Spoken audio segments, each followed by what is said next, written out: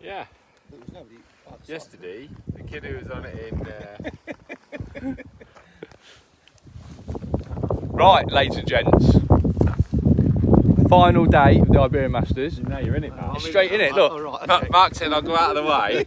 You just come straight round in it. No, come in, Mark. The camera works both ways. So we've got, in this section of death, I'm going to call it, B section, we've got myself on B7, Lee on B9, so it's a bit of an edge fish off today.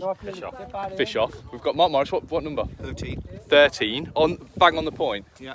Bang on the point, that's the boss peg in the section. Yeah. We've got one of the top guys, Volker Schultz. Next peg to Lee.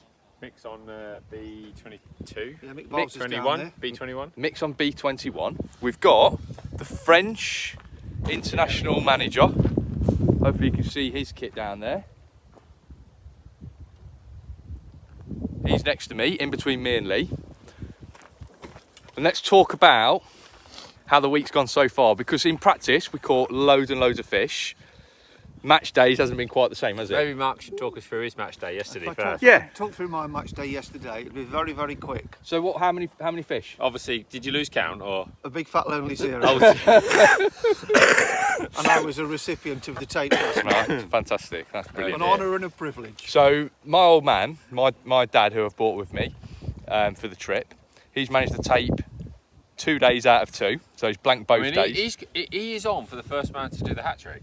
Apparently, I think you can do it, Rob. Apparently, if you do tape 3 days, you get to take the board home. You get to take the board home, hat trick, isn't it? It's like having the match ball. He's got competition though. Yeah, he's got competition. It's not a done deal. No, Paul Johnson's having he's having a lovely time, but he's having a few mishaps. So he's crashed his rental car. He's had a massive eye infection where his eye swelled up to the size of a golf ball, bright red. He's got lost every single day on the way to the venue, and he's blanked every day as well. So he's not having the greatest of time, but he's still got a smile on his face every night. Oh, and there's more. There's more. The gate for his flight closes at 10:30 tomorrow morning, but he doesn't know what time the flight is, and he doesn't know where he's taking his rental car back to. No, he's not. No, he's not. No idea where he's taking. I'm saying he will do well to get home, won't he? Yeah, he will. He'll do well. You could do it putting him in the back of your van, Mark. Not going to happen. Right. So yesterday for me, I managed 2 carp and a caraccio further down in C section. The fishing is really, really tough, but I think we're getting a little bit of a picture of how the venue needs to be fished, because a lot of people that are struggling, they're chucking out, they're leaving it, they're chucking in open water and leaving it where there's no snags. The guys that are catching, they're getting snagged up constantly because they're fishing really tight to the far bank. There's rocks here, you might be able to see the rocks. The rocks on either side are the size of your seat box, if not bigger. And it's hard to know whether you're actually fishing or not. That's the problem with casting close to those rocks. But the guys who are catching, 1, they're drawing well, and 2, they're fishing a little bit further over than what we are. So I think a bit of a tactical change for me anyway today. I don't know what Lee's doing, because you've caught a couple of fish each day, haven't you? Same as you yesterday, Rob. I didn't want you to feel left out, so I went for 2 carp and a caraccio as well. Yeah. Rubbish, really. Well, 9th in mid 23. I had after 2 hours I was blanking and I could see the tape. The tape was imminent, and then I had a golden hour with 2 carp and a caraccio. Then I blanked for the last 2 hours. So, right. But the day before I did have like 5 carp, 3 caraccio, second section. Good day's fishing. Different peg to where I am today. But I did catch at the bottom of the rocks that day. Did you? Yeah, I caught 36 metres that day. On the line that we've been catching. On the line that we think is right. But when Steve won it 2 years ago, that's the line he was fishing. So it's not necessarily a bad line. Maybe these guys are just drawing better pegs. I don't know. But the other thing is, right, here's one for you. They're not fishing that line.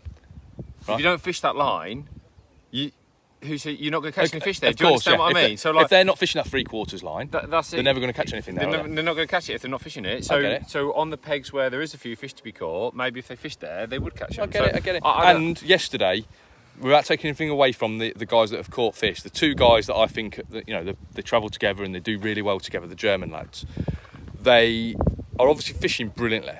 Let's not take that away from them. Fishing brilliantly. But they've had either second next to them in the section or first next to them in the section. So there's obviously a few fish in that area. Yeah. I don't know. I think they're doing it right as well. But the way they're doing it catches fish. Yeah, so, of course, yeah. But when you're getting 20% of the field not getting a bite, 20% of the field not are getting a fish. blanking, yeah. Are It's blanking. not, and then another, I would say 30% are catching one fish. Yeah. No, that's So, the like, fishing's, you know, the fishing's 50% tough. of the field is catching one fish. The fishing's tough. So when you're fishing, you sit there thinking to yourself, oh, I can't. I just got to avoid the tape. Yeah. So that's the mission number one today. Put a fish in the net. Catch a and then fish. after that, You hear I'll the worry cheers about go it up, don't after you, when someone catches one, because they know they've avoided Yeah, the yeah. tape. What I'm going to do is I'm going to walk along the section. So this is the section. Lee's kit. He's trimmed his gear down, so he's not bought his full gear. This is the main man. Look at this. What an advert. Advert for Dye, here. Nice chuck on the far side. So what you want to do, ideally, is this far bank cover, it looks beautiful, but it just makes it difficult to get tight to the far bank. So a lot of us are trying to avoid this cover if we can. I mean, it's a beautiful day again. Everyone puts these casting mats out because you might be able to see the wall is very close to where you're fishing. So on your back cast, if you're not careful, you catch this wall behind you. So everyone puts their casting mat out to make sure, there's the gaffer, make sure that you don't catch behind you.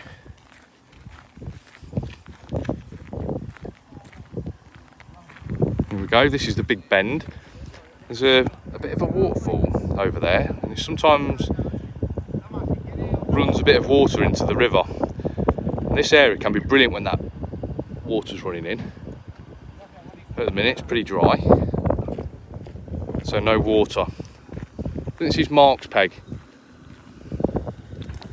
So he's on a decent area. Got some rocks opposite.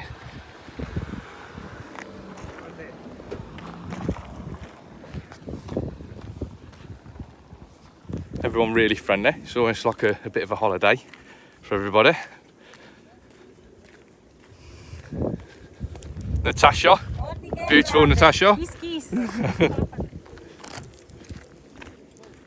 So you probably see where that bomb's just gone in. That's Mirko chucking out. That's where a lot of people are catching fish, sort of 2/3 of the way across, but that far bank line seems to be in the line for the German lads. So I think that's what I'm going to try and do today. Try and get away without losing loads of kit. So I think we're going to have to lose a few feeders when we're fishing over there.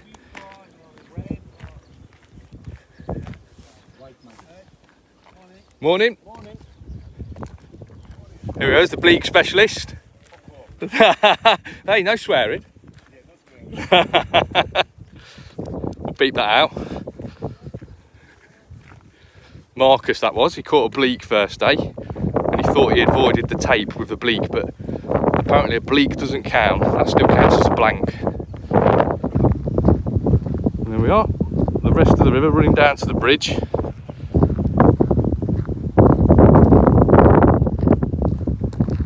Stunning day again. We've got the shorts on.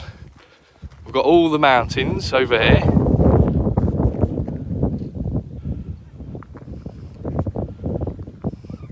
Beautiful day. And I think a stunning view to finish on. Mick Viles. How you doing?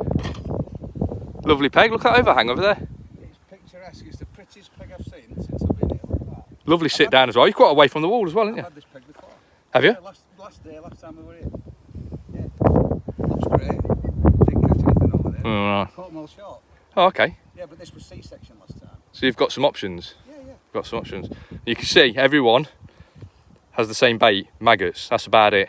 The only difference is the tub that they're in. Yeah, everyone has a different tub. That's the only difference. So to me, it's where you chuck your feeder and how you're chucking it in, because everyone's got the same bait. So we're hoping for a few fish today. Wish us luck. We'll see what we can do.